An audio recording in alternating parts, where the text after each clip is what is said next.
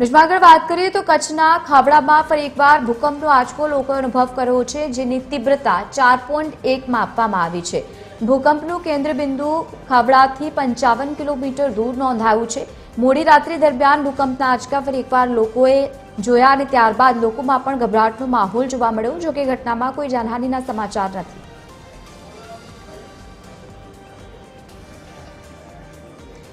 વધુ માહિતી સાથે સંવાદદાતા અયાઝ જોડાયા છે. અયાઝ, છેલ્લા ઘણા સમયથી ભૂકંપને લઈને સતત સમાચાર ખાસ કરીને ગુજરાતમાંથી સામે આવી રહ્યા છે. વધુ એકવાર લોકોએ ભૂકંપના આંચકા અનુભવ કર્યા. શું વધુ માહિતી?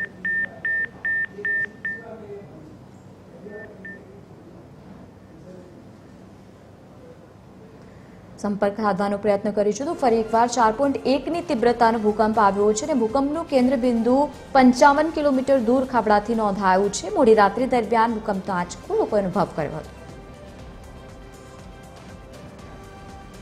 તો કચ્છના ખાવડામાં ફરી એકવાર ભૂકંપ આવ્યો હોવાની માહિતી સામે આવી છે, જેની તીવ્રતા 4.1 નોંધવામાં આવી છે. છેલ્લા ઘણા સમયથી સતત ભૂકંપને લઈને સમાચાર સામે આવી રહ્યા છે. વધુ એકવાર લોકોએ રાત્રિ દરમિયાન ભૂકંપ અનુભવ કર્યો. વધુ માહિતી સાથે સંવાદદાતા અયાઝ જોડાયા છે. અયાઝ, ફરી એકવાર ભૂકંપના આંચકા લોકોએ અનુભવ કર્યા. શું વધુ માહિતી? જી લવલીન, જેમ જેમ 26 જાન્યુઆરી નજીક આવી રહી છે તેમ કચ્છમાં અલગ અલગ વિસ્તારોમાં આંચકા નોંધાઈ રહ્યા છે.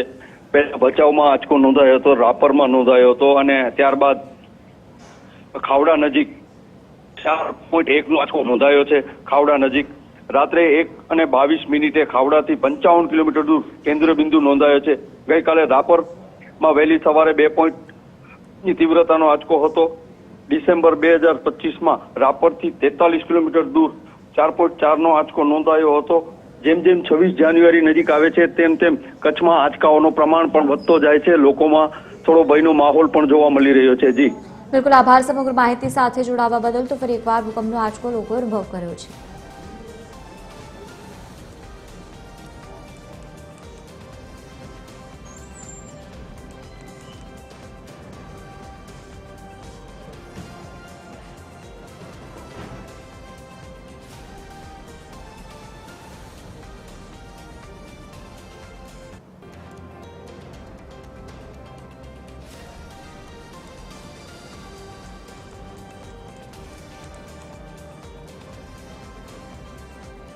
તો 4.1ની તીવ્રતાનો ભૂકંપનો આંચકો લોકો અનુભવ કર્યો છે, પરંતુ ઘટનામાં હજુ સુધી કોઈ જાનહાનિના સમાચાર સામે નથી આવ્યા. તીવ્રતા જે પ્રમાણે નોંધવામાં આવી છે, છેલ્લા ઘણા સમયથી સતત ભૂકંપના ઝટકા જે છે લોકો અનુભવ કરી રહ્યા છે. આ તમામની વચ્ચે ગત રાત્રિ દરમિયાન ફરી એકવાર ભૂકંપ આવ્યો હતો.